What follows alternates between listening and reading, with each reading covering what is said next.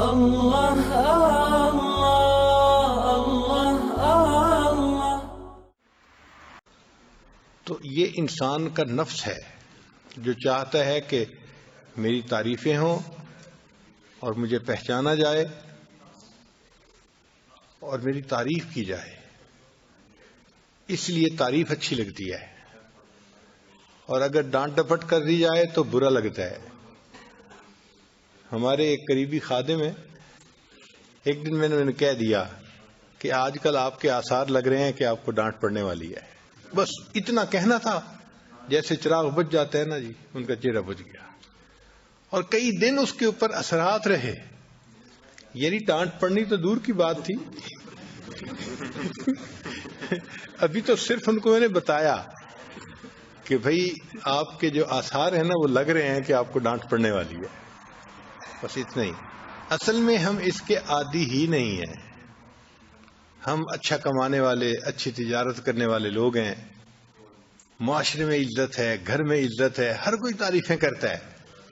اب جب ہمارے بارے میں کوئی ڈانٹ ٹپٹ کی بات آئے تو اس کو ہضم کرنا بڑا مشکل کام ہوتا ہے، اور یہ انسان کا نفس اس کے بغیر سیدھا نہیں ہوتا۔ ہمارے حضرت مرشد عالم رحمۃ اللہ علیہ فرمایا کرتے تھے کہ شیخ جس بندے کو ڈانٹ ڈپٹ کرے وہ اللہ کا شکر ادا کرے کہ اللہ کا شکر ہے میں شیخ کی نظر میں ہوں۔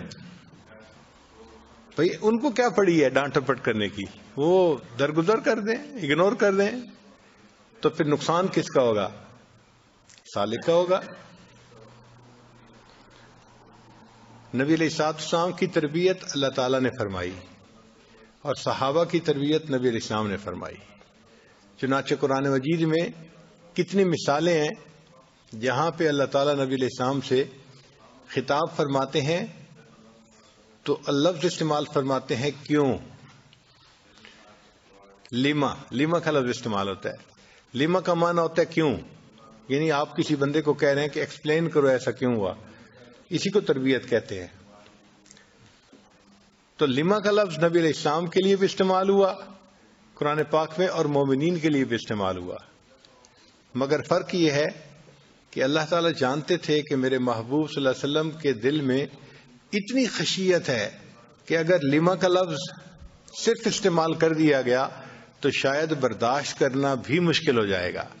اس لیے اللہ نے جہاں اپنے محبوب صلی اللہ علیہ وسلم سے خطاب فرماتے ہوئے لما کا لفظ استعمال کیا، یا شروع میں مغفرت کا بعد خوشخبری سنا دی یا بعد میں مغفرت کی خوشخبری سنا دی، تاکہ دل کو تسلی ہو جائے کہ اگرچہ پوچھ رہے ہیں مگر معاف کر دیا گیا ہے۔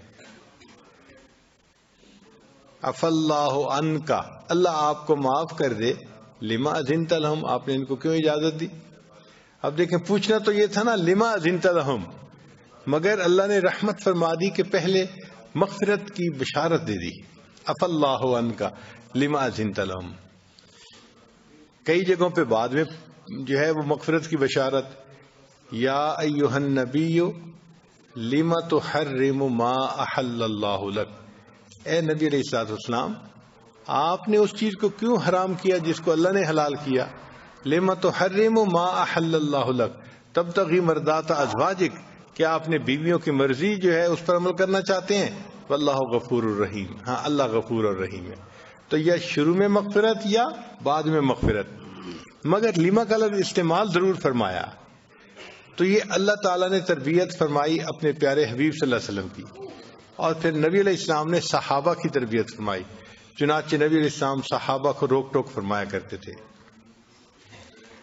نبی علیہ السلام تہجد کے وقت مسجد نبی میں تشریف لائے تو دیکھا سیدنا صدیق اکبر رضی اللہ تعالیٰ عنہ نفل پڑھ رہے ہیں تہجد کے، مگر بہت ہی خفیہ آواز کے ساتھ تلاوت کر رہے ہیں، بہت ہی جیسے ہوتا ہے نا سری تلاوت کرنا کہ دوسرے کو پتہ ہی نہ چلے، ایسے پڑھ رہے ہیں۔ اور قریب ہی حضرت عمر خطاب رضی اللہ عنہ وہ بھی تہجد کی نماز پڑھ رہے ہیں، مگر بلند جہر تلاوت کر رہے تھے، سن رہے تھے سب۔ جب دونوں نے نماز پڑھ لی تو نبی علیہ السلام کی خدمت میں حاضر ہوئے تو نبی علیہ السلام نے پوچھا ابو بکر آپ اتنا آہستہ کیوں پڑھ رہے تھے؟ تو جواب دیا اے اللہ کے حبیب صلی اللہ علیہ وسلم میں اس ذات کو سنا رہا تھا جو سینوں کے بھید جانتی ہے، مجھے اونچا پڑھنے کی کیا ضرورت تھی؟ جو ذات سینوں کے بھید جانتی ہے، مجھے اس کے سامنے اونچا پڑھنے کی کیا ضرورت تھی، میں تو اس کو سنا رہا تھا۔ تو نبی علیہ السلام نے فرمایا اچھا عمر آپ اونچا کیوں پڑھ رہے تھے؟ اے اللہ کے حبیب صلی اللہ علیہ وسلم میں سوتوں کو جگا رہا تھا اور شیطان کو بھگا رہا تھا۔ تو نبی علیہ السلام نے پھر دونوں کو سمجھایا، اے ابو بکر آپ تھوڑی سی آواز کو بلند کرو، اور عمر لانو کو فرمایا کہ آپ آواز کو تھوڑا اور نیچا کر لو۔ یعنی تربیت اسی کو کہتے ہیں نا، کہ رات کے وقت بھی نبی علیہ السلام نے تربیت فرمائی۔ چنانچہ نبی علیہ السلام صحابہ کی تربیت فرماتے تھے، اور یہ سلسلہ وہاں سے چلا اور قیامت تک یہ جاری رہے گا۔ اب ذکر و سلوک تو سیکھنا چاہتے ہیں، مگر یہ چاہتے ہیں کہ ہمیں ڈانٹ ٹپٹ کوئی نہ کرے، ہمیں کہے کوئی نہ، روک ٹوک کوئی نہ کرے۔ روک ٹوک کر دو تو بس پھر بھاگتے ہیں۔ وہ جیسے ایک بندے کو شوق ہوا کہ میں اپنے جسم پہ شیر بنواؤں۔ یہ انگریزوں میں جو جسم کے اوپر سیاہی سے نشان بنا دیتے ہیں وہ جائز نہیں ہے، مگر ان کے کلچر میں ایک چیز ہے۔ تو ایک صاحب جو تھے وہ گئے کہ جی میں نے تو شیر کا نشان بنوانا ہے اپنے جسم کے اوپر۔ تو اس کے لیے ایک نیڈل ہوتی ہے، وہ سکن کے اوپر لگاتے ہیں اور سیاہی سکن کے اندر جاتی ہے، مگر وہ تکلیف دہ ہوتا ہے عمل۔ چنانچہ اس نے لگائی، اس کو تکلیف ہوئی تو یہ پوچھتے کیا بنا رہے ہو؟ اس نے کہا کہ شیر بنا رہا ہوں۔ کہتے شیر کا کون سا حصہ بنا رہے ہو؟ اس نے کہا دم بنا رہا ہوں۔ کہتے اچھا بغیر دم کے شیر بنا دو۔ پھر اس نے نیڈل لگائی تو پھر پوچھا بھئی اب کیا بنا رہے ہو؟ اس نے کہا کان بنا رہا ہوں۔ کہتے بغیر کان کے شیر بنا دو۔ کرتے کراتے ایک ایسا وقت آیا کہ گویا کوئی چیز شیر کی بنی ہی نہیں، ایسا شیر بنایا کہ جس میں کچھ بنانا ہی نہ پڑے۔ تو ہم بھی ایسے سالک ہیں کہ شیخ سے یہ تو توقع کرتے ہیں کہ ہمیں روک ٹوک کریں، لیکن وہ پھر برداشت نہیں ہوتی، اور پھر آگے سے لاجکس پیش ہوتی ہیں۔ ہمارے حضرت رحمت اللہ علیہ فرمایا کرتے تھے کہ بلا وجہ اگر کوئی شیخ کسی بندے کو جوتے مارے تو اس بندے کی ذمہ داری بنتی ہے کہ جوتا اٹھا کے پھر اپنے شیخ کو واپس دے۔ بلا وجہ اگر جوتے مارے تو جوتا اٹھا کے پھر دوبارہ اپنے شیخ کو پکڑائے کہ جی یہ آپ لے لیجئے۔ چنانچہ ہمارے حضرت مرشد عالم رحمت اللہ علیہ خوب ڈانٹ ڈپٹ کرتے تھے اور فرمایا کرتے تھے کہ جو شیخ ڈانٹ ڈپٹ کرتا ہے تو مریدین کی اصلاح زیادہ ہوتی ہے، اور جو ان کی رعایت کرتا ہے تو مریدین کے عیب ٹھیک سیدھے نہیں ہوتے۔ چنانچہ کئی مرتبہ حضرت بھرے مجمع میں کسی بندے کو کھڑا کرتے تھے اور ڈانٹ دیتے تھے، اور فرماتے تھے کہ اب تمہارے لیے اس کو ہضم کرنا ذرا مشکل ہوگا، مگر تمہارا فائدہ اسی میں ہے۔ اور خوب بندے کی جو ہے نا انا ٹوٹتی تھی اور بندے کے اندر عاجزی آتی تھی۔ ایک مرتبہ ہمارے حضرت رحمۃ اللہ کے پاس ایک آدمی آیا جو لگتا ہے کہ نیا بندہ تھا۔ وہ کسی شہر میں کوئی فیکٹری اونر تھا۔ حضرت کے پاس آ کے بیٹھا تو بات چیت کر رہا تھا۔ ہم لوگ خانقاہ کے کسی کام میں لگے ہوئے تھے، فارغ ہوئے تو ہم بھی حضرت کی خدمت میں حاضر ہو گئے۔ اب جیسے ہی میں آ کے بیٹھا تو حضرت تو غصے ہونا شروع ہو گئے۔ تمہیں اللہ سے کوئی ڈر نہیں ہے، تمہیں اللہ سے کوئی شرم نہیں ہے، تم 5 وقت کی نمازیں نہیں پڑھ سکتے، تم نظر کی حفاظت نہیں کرتے، تم فلاں نہیں کرتے، تم سود کے کام کرتے ہو، تم فلاں کام۔ اچھا شروع میں تو میں تھوڑی دیر کے لیے کنفیوز سا ہوا کہ فرض نمازیں نہیں پڑھتے اور سود کھاتے ہو اور یہ تو، لیکن میں سمجھ گیا کہ شیخ کہہ رہے ہیں تو کوئی وجہ ہوگی، تو میں مسکراتا بھی رہا اور جی جی کرتا رہا۔ حضرت نے کوئی اچھا 15-20 منٹ خوب ڈٹ کے، تم کیا نبی علیہ السلام کو کیا چہرہ دکھاؤ گے، تم کیسے قیامت کے دن پل صراط سے پار کرو گے، تمہیں تو دین کی قدر ہی نہیں ہے، تمہیں تو دنیا مل گئی ہے، بس تم دنیا کے مزوں میں لگے ہوئے ہو۔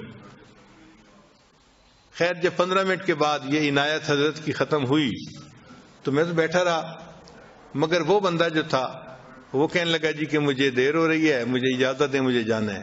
تو حضرت نے اس سے مصافحہ کیا اور اس کو جانے دیا. جب وہ اندر چلا گیا تو حضرت نے پھر میری طرف دیکھا, مسکرائے اور فرمان لگے آنکھاں دینوں سناوا نونوں, کہ کہا بیٹی کو ہے سنانا بہو کو تھا. اس کا یہ مطلب تھا. یعنی حضرت اصل میں اس کو کہنا چاہ رہے تھے, مگر چونکہ وہ نیا بندہ تھا شاید وہ یہ اتنی ڈانٹ برداشت نہ کر سکتا, ٹوٹ ہی جاتا. تو حضرت نے اس کا فیصلہ یہ فرمایا کہ ایک بگڑا ہوا بندہ آ گیا ہے, چلو اس کو کہہ لو جو کہہ رہے ہیں. تو حضرت نے ٹکا کے ڈانٹا اور پھر بعد میں فرمایا بھی صحیح. پھر فرمایا کہ تمہارے مسکراتے چہرے کو دیکھ کے مجھے خوشی ہوئی کہ تمہارا نفس جو ہے نا وہ اب مٹا ہوا ہے, اب اس کو ڈانٹ ڈپٹ جو ہے نا وہ ہضم ہو جاتی ہے. تو ہمارے مشائخ اس بات کو چیک کرتے تھے. نفس جو ہے اگر نہ مرا ہوا ہو نا تو چھوٹی چھوٹی بات پہ خوب بھڑکتا ہے.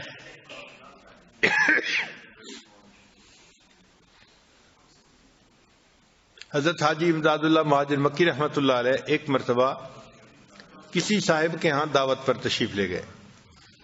حضرت مولانا رشید احمد گنگوہی رحمۃ اللہ علیہ علم پڑھ کر فارغ ہوئے تھے اور حضرت کے پاس کچھ وقت کے لیے ٹھہرے ہوئے تھے. ابتدا کی بات ہے. تو حضرت نے انہیں بھی ساتھ لے لیا. ایک اور بزرگ بھی تھے, شاید حضرت مولانا فضل الرحمان گنج مراد آبادی رحمۃ اللہ علیہ تھے. یہ حضرات جب میزبان کے گھر پہنچے تو اس اللہ کے بندے نے دسترخوان پہ خوب کھانے بنائے ہوئے تھے. چنانچہ کئی قسم کے کھانے. عام دستور تو یہی ہے کہ اندھا ایک کھانا بنا دے تو ایک قسم کا کھانا کافی ہوتا ہے, مگر اکرام ہوتا ہے. حضرت حاجی صاحب تشریف لائے تو حضرت تھانوی رحمت اللہ علیہ نے معلوم نہیں کتنی پلیٹیں ان کے سامنے رکھی, شاید 40 سے زیادہ پلیٹوں میں کھانا رکھا ان کے سامنے. ایسا کیوں کیا؟ بھئی یہ اسراف نہیں, بلکہ نہیں معلوم کہ جو آنے والا مہمان ہے اس کی طبیعت کو کیا چیز مناسب ہو, لہذا کئی سارے کھانے بنوا دیے اور سامنے رکھ دیے.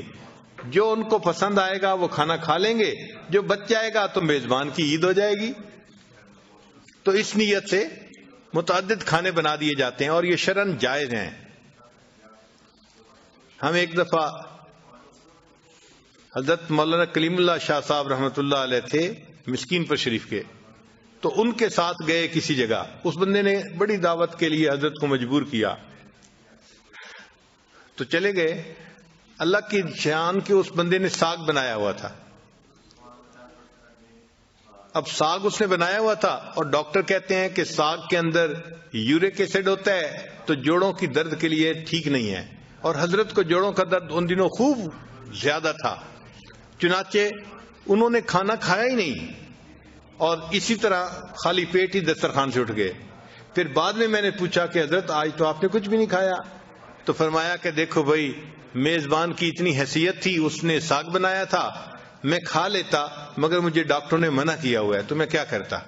تو ایسا پاسبل ہے کہ آپ کوئی کھانا بنائیں اور وہ ان کی طبیعت کو موافق نہ ہو, تو اس لیے پھر کئی سارے کھانے بنا دیتے ہیں کہ جو موافق ہوگا وہ کھا لیں گے.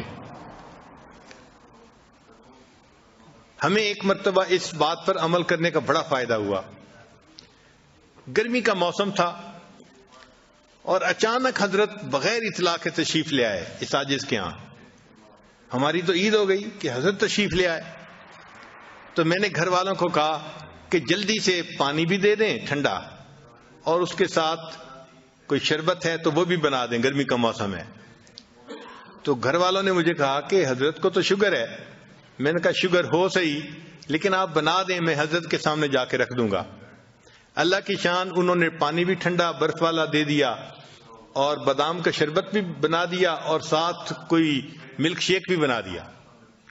میں کئی سارے مشروب لے کے حضرت کی خدمت میں حاضر ہوا اور نیت میری یہی تھی کہ حضرت کو جو موافق ہوگا, پسند ہوگا, لے لیں گے.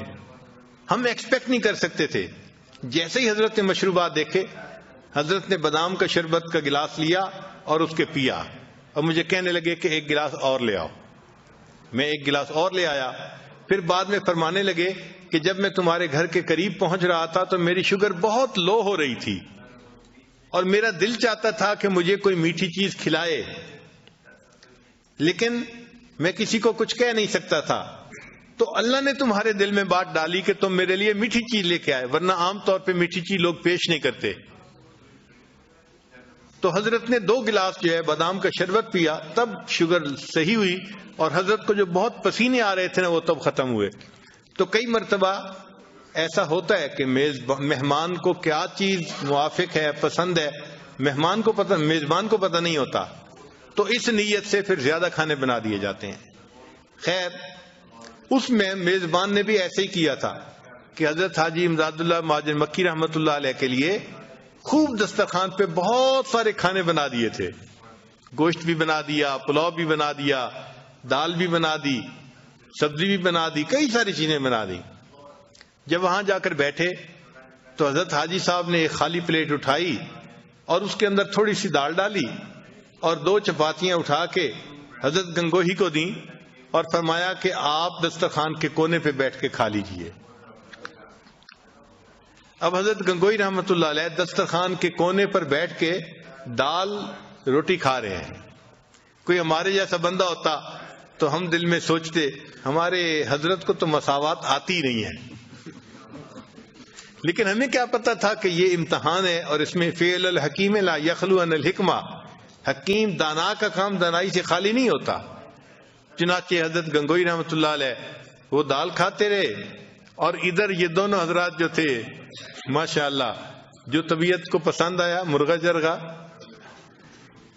جب کھانا کھا لیا تو کھانے کے بعد حضرت حاجی صاحب نے حضرت گنگوہی رحمۃ اللہ کو دیکھا اور فرمایا کہ دل تو میرا چاہتا تھا کہ آپ کو وہاں جوتوں میں بٹھاتا، مگر پھر میں نے کہا کہ نہیں، دسترخوان کے کونے پہ بیٹھ کے کھا لیں۔ اور یہ کہنے کے بعد حضرت حاجی صاحب نے ان کے چہرے کو دیکھا کہ چہرے پہ اثرات ناگواری کے ہیں یا نہیں، کیونکہ اگر نفس زندہ ہوگا نا تو وہ تو پھر گھبرائے گا نا کہ ایسی بات کیوں کی کہ تجھے جوتوں میں بٹھاتا۔ تو حضرت حاجی صاحب نے دیکھا تو حضرت گنگوہی رحمۃ اللہ کے چہرے پہ تو مسکراہٹ تھی، اور انہوں نے آگے سے جواب دیا، حضرت میں تو جوتوں میں بھی بیٹھنے کے قابل نہیں تھا، یہ تو آپ نے احسان فرما لیا، مجھے دسترخوان کے کونے پہ بٹھا دیا۔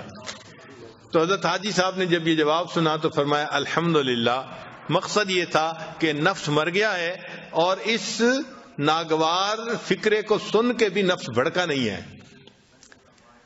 تو یہ جو ہے نا نفس کا بھڑکنا، یہ بڑی مشکل سے انسان کو نصیب ہوتا ہے، ورنہ تو چھوٹی چھوٹی باتوں پہ نفس بھڑکتا ہے، غصے میں اور اس کے لیے یہ ڈانٹ ڈپٹ ضروری ہوتی ہے۔ اور اس سے جب انسان کا نفس مرتا ہے تو پھر اس کے اندر ریاکاری نکل جاتی ہے، شو آف، وہ پھر کسی کے لیے کچھ عمل نہیں کرتا، صرف اللہ کی رضا کے لیے عمل کر رہا ہوتا ہے۔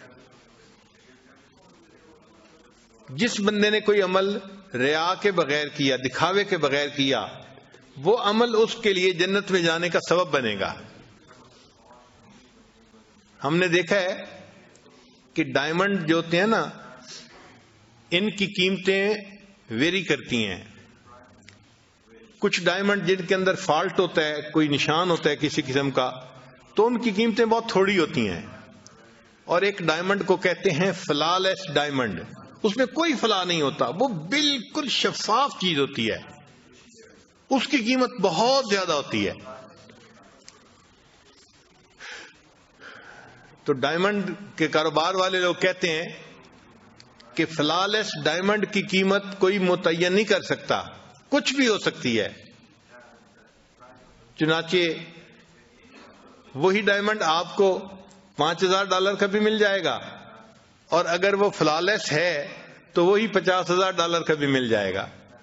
ایک مرتبہ میں نے کسی جیولر کے سامنے یہ بات کر دی، وہ کہنے لگا حضرت آپ 50,000 کی باتیں کرتے ہیں، وہی ڈائمنڈ $5,00,000 کا بھی نہیں ملتا اگر فلالیس ہو، اتنی قیمت بڑھ جاتی ہے۔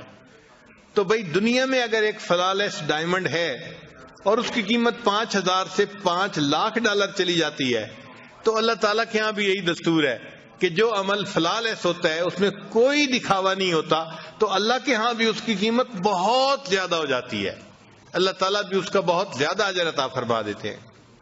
تو ہمیں چاہیے کہ ہم جو عمل بھی کریں اللہ کی رضا کے لیے کریں، مخلوق کے دکھاوے کے لیے نہ کریں۔ اچھا، مخلوق کے دکھاوے سے ملتا کیا ہے؟ کسی نے کہہ دیا جی آپ بڑے نیک ہیں، آپ بڑے اچھے ہیں، آپ بہت اعلیٰ ہیں۔ اس 2-4 لفظ کو سن کر انسان کا اگر عمل ضائع ہو جائے تو اس نے کیا پایا؟ ہم نے ایک مرتبہ اس کا تجربہ ہوا، ہمارا ایک انجینئر تھا اور اس کو گھر میں کوئی ضرورت پیش آ گئی، تو وہ بیچارہ کافی پریشان حال تھا اور اپنے چیف انجینئر کے پاس آیا اور کہہ رہا تھا کہ سر آپ نا مجھے ایڈوانس تنخواہ دے دیں، میں اپنے گھر کے خرچے پورے کر لوں، میں بہت پریشان ہوں۔ اچھا، ابھی وہ یہ ایڈوانس تنخواہ کی بات کر ہی رہا تھا کہ اتنے میں اکاؤنٹس برانچ کا بندہ آ گیا جو کیشیئر ہوتا ہے۔ کیشیئر نے اس کو کہا یار میں نے تمہارا ایک ووچر دیکھا ہے پڑا ہوا تھا۔ اب ووچر جو بنتا ہے اکاؤنٹس برانچ میں، اس کا مطلب یہ ہے کہ اس ووچر پہ جو پیسے بنتے ہیں اس بندے کو وہ ادا کر دیے جاتے ہیں، کوئی ٹی اے ڈی اے تھا یا کوئی اور چیز تھی۔ چنانچہ اس نوجوان نے جب سنا نا کہ میرا ووچر پڑا ہوا ہے تو وہ بڑا خوش ہو گیا کہ اچھا مجھے کچھ پیسے مل جائیں گے۔ چنانچہ اسی وقت چھٹی لے کے وہ گیا اور 4-5 منٹ کے بعد واپس آیا تو چہرہ بجھا ہوا تھا۔ تو میں نے اس سے پوچھا کیا ہوا؟ کہنے لگا حضرت وہ ایک پرانا ووچر اس کے پاس پڑا ہوا تھا، جب میں نے جا کے دیکھا تو اس کے اوپر پیڈ کی سٹیمپ لگی ہوئی تھی، یعنی یہ پہلے پے ہو چکا ہے، پرانا تھا تو اب تو نہیں مل سکتا تھا کچھ۔ تو اس دن مجھے احساس ہوا کہ واقعی جس ووچر کے اوپر پیڈ کی سٹیمپ لگ جائے پھر بندے کو کچھ نہیں ملتا۔ بالکل اسی طرح ہے، انسان بڑے سے بڑا نیک عمل کرتا ہے اور کسی نے کہہ دیا آپ نے بڑا اچھا کیا، آپ تو بڑے نیک ہیں، آپ تو بڑے اعلیٰ ہیں۔ یہ جو بڑا اچھا، بڑا اعلیٰ، بڑا یہ سارا یہ سب سٹیمپس ہیں۔ تو اگر کسی بندے نے وہ سٹیمپ لگا دی تو اللہ تعالیٰ قیامت کے دن کہیں گے میرے بندے یہ تو پیڈ آف ووچر ہے، میرے پاس تمہارے لیے کچھ نہیں ہے، جاؤ۔ تو اس دن احساس ہوگا کہ اتنی مشقتیں اٹھا کے ہم نے یہ کام کیا اور ہمیں اس کے اوپر کچھ بھی اجر نہ ملا۔ اللہ تعالیٰ اس معاملے میں بڑے غیور ہیں، فرماتے ہیں کہ اگر تھوڑی سی بھی عمل میں ملاوٹ ہوگی تو میں بالکل برداشت نہیں کرتا، میں اس عمل کو جس کے لیے کر رہا ہوں اس کے منہ پہ مار دیتا ہوں، مجھے نہیں چاہیے، لے جاؤ اس کے پاس۔ تو اس پہ بڑی محنت کرنی پڑتی ہے۔ ہمارے اسلاف اس پر بہت محنت کرتے تھے کہ جو عمل کیا جائے وہ اللہ کی رضا کے لیے کیا جائے۔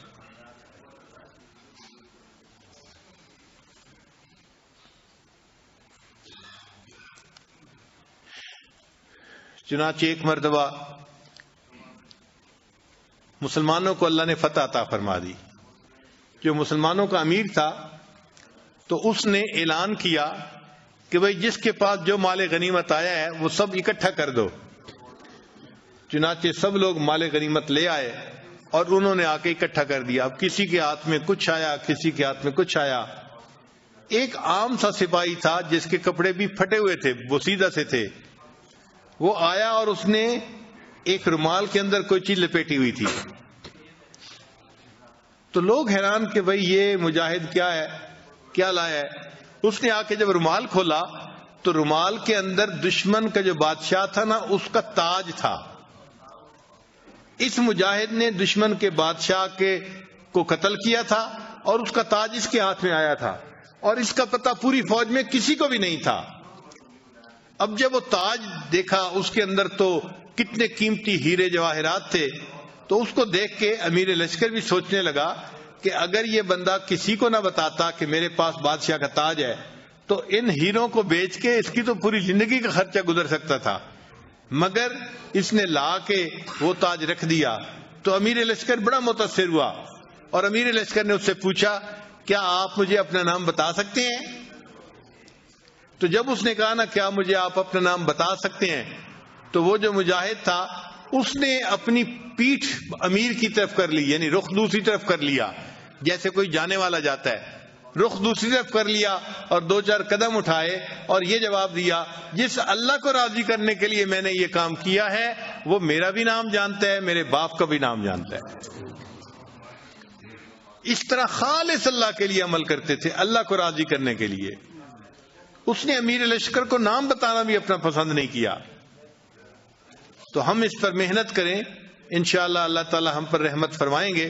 ورنہ ریاکار بندہ قیامت کے دن بڑی مشکل میں ہوگا. آپ سوچئے، بخاری شریف کی روایت ہے کہ قیامت کے دن سب سے پہلے 3 بندے جو جہنم میں ڈالے جائیں گے، یہ کون ہوں گے؟ نہ شرابی ہوگا، نہ کوئی زانی ہوگا، نہ کوئی ڈاکو ہوگا. یہ گناہ کرنے والے لوگ نہیں ہوں گے، نیک لوگ ہوں گے. کون سے لوگ ہوں گے؟ حدیث پاک میں ہے اللہ تعالیٰ ایک عالم کو بلائیں گے اور پوچھیں گے کہ تو نے دنیا میں کیا کیا؟ وہ کہے گا اللہ میں نے تو بڑے مدرسے بنائے اور بڑا پڑھایا علم اور خوب پھیلایا اور دین کا کام کیا. اللہ تعالیٰ فرمائیں گے تو یہ سب اس لیے کرتا تھا کہ لوگ تجھے بڑا عالم سمجھیں. فقد قیل، تجھے لوگوں نے بڑا عالم کہہ دیا، لہذا یہ ووچر پے آف ہو گیا، میرے پاس کچھ بھی نہیں ہے. پھر دوسرا آئے گا، وہ تاجر ہوگا. اللہ پوچھیں گے بھائی کیا کیا؟ یا اللہ میں نے تو اتنے مدارس بنائے اور اتنا یہ کیا اور اتنا وہ کیا. سخی بندہ ہوگا. اللہ فرمائیں گے تو اس لیے کرتا تھا کہ تجھے بڑا سخی کہا جائے. فقط قیل، تجھے بھی کہہ دیا گیا میرے پاس کچھ نہیں ہے اس کا اجر. پھر تیسرا بندہ مجاہد ہوگا. میرے بندے کیا کیا؟ اے اللہ میں نے تو اپنی جان قربان کر دی تھی آپ کے دین کے لیے. اللہ فرمائیں گے تو اس لیے جو ہے وہ لڑا کہ لوگ تجھے بڑا بہادر کہیں، اور لوگوں نے تجھے بہادر کہہ دیا، اس لیے میرے پاس اب تمہارے لیے کچھ نہیں ہے. حدیث پاک میں ہے پھر اللہ تعالیٰ فرشتوں کو فرمائیں گے ان تینوں بندوں کو لے کر جاؤ اور ان کو اونڈے منہ جہنم کے اندر جا کر ڈال دو. تو پہلا بندہ جو جہنم کے اندر جا رہا ہے وہ کوئی زانی شرابی نہیں ہے، وہ ریاکار عالم ہے، ریاکار سخی ہے، ریاکار مجاہد ہے، یعنی نیک کام کرنے والے لوگ ہیں. تو یہ تو بڑی ڈرنے والی بات ہے نا کہ زندگی نیکی میں گزری اور جہنم میں جانے میں سب سے پہلے. اس سے ہمیں بہت ڈرنا چاہیے اور اپنے اعمال پر نظر رکھنی چاہیے اور نیت کو بار بار ایڈجسٹ کرتے رہنا چاہیے کہ ہم کس کے لیے کر رہے ہیں.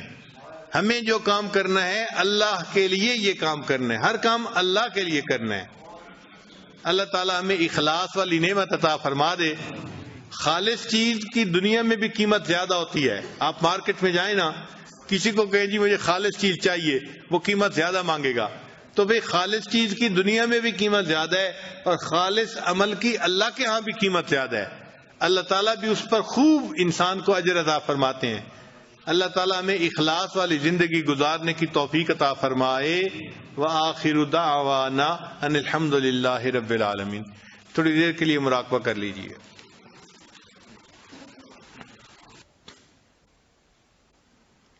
لا الہ الا اللہ محمد الرسول اللہ. دعا کر لیجیے.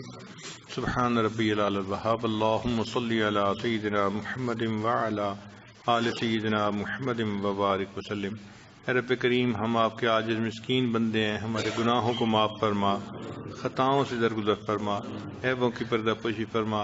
اے اللہ جو گناہ دن میں کیے معاف فرما، جو راتوں میں کیے معاف فرما، جو محفل میں کیے معاف فرما، جو تنہائیوں میں کیے معاف فرما. اے اللہ جو گناہ ارادے سے کیے وہ بھی معاف فرما، جو بن ارادے کے ہوئے وہ بھی معاف فرما. اے اللہ جو گناہ یاد ہیں وہ بھی معاف فرما، جو کر کے بھول گئے وہ گناہ بھی معاف فرما. اے اللہ معصیت کی ذلت سے محفوظ فرما اور ہمیں طاعات کی عزت نصیب فرما.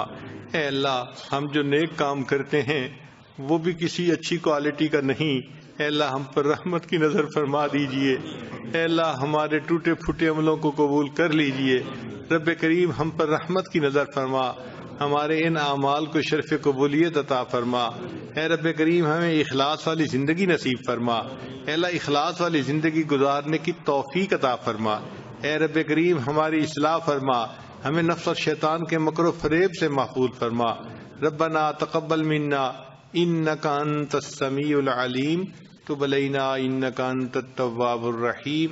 صلی اللہ تعالی علی حبیبہ سیدنا محمد وآلہ واصحابہ اجمعین برحمتک یا ارحم الراحمین.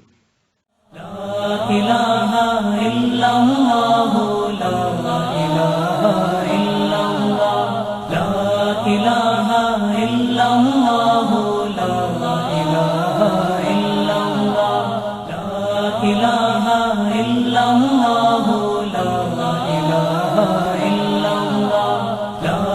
الہ الا اللہ لا الہ